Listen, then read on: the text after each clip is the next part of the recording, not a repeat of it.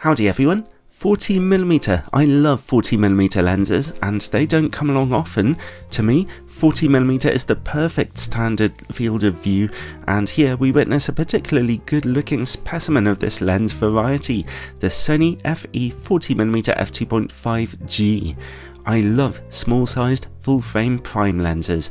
Sony intend this one to be small, obviously, and to offer particularly high build quality and supposedly image quality. It is only for Sony's mirrorless E-mount cameras, and at £630 in the UK or $600 in the US, it's definitely on a pricey side, although its maximum aperture of f2.5 is a touch brighter than usual, always helpful. I'd like to thank Sony UK for loaning me this lens for a couple of weeks for testing, although as usual, this is a totally independent review.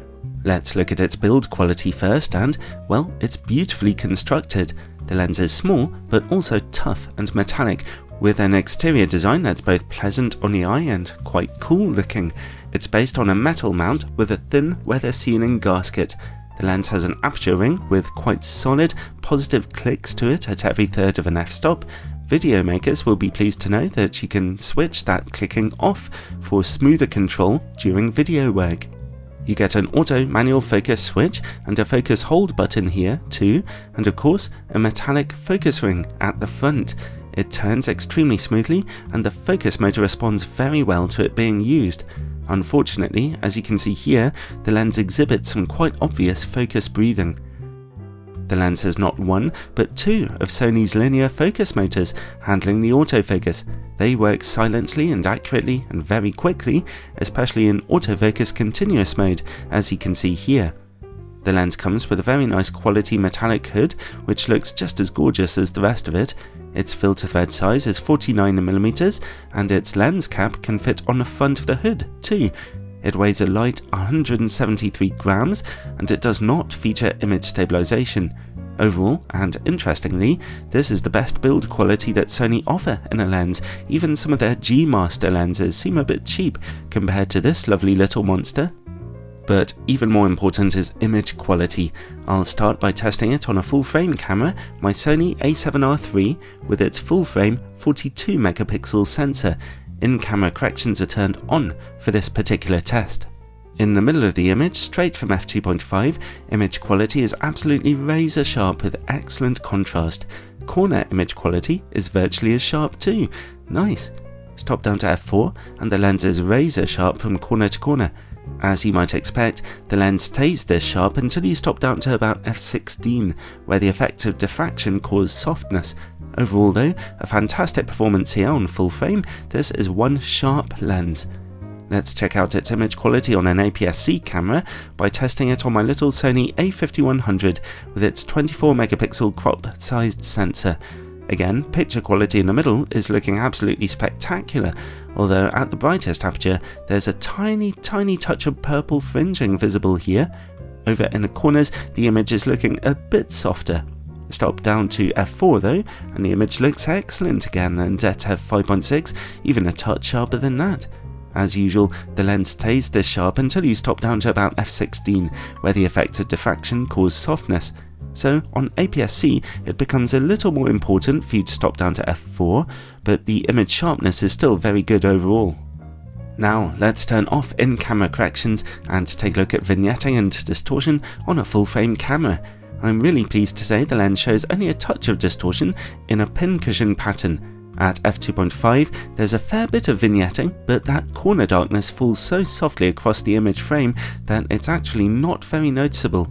Stop down to f4 or f5.6 and that vignetting is slowly pushed back into the corners, so it's not a bad performance there for those who want to shoot in RAW.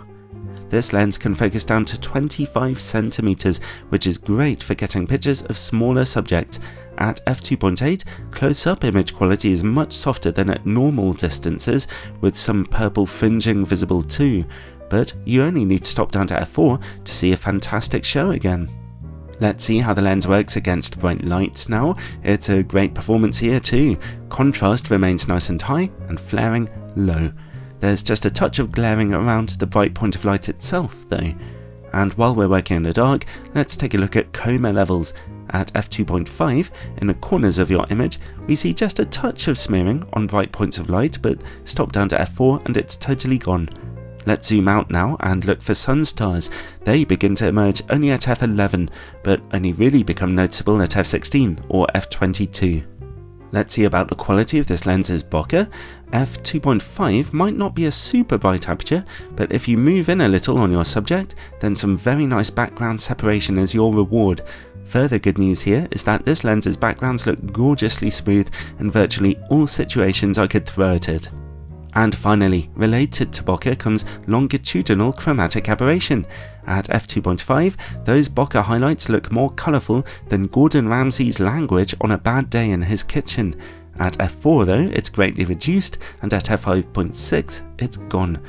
Overall, I really enjoyed this little lens. It's certainly very expensive, quite a guilty pleasure for those with a little money behind them, but for those photographers willing to make the investment, you'll be getting a really sharp lens which handles beautifully and captures wonderful images with a subtle perspective.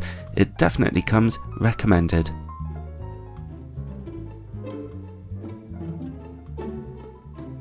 I'm trying to think if I've ever tested a bad 40mm lens.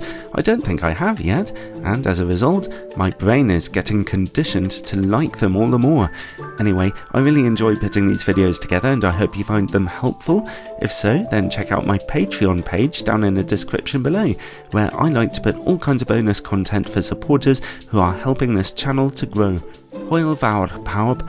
See you next time, everyone.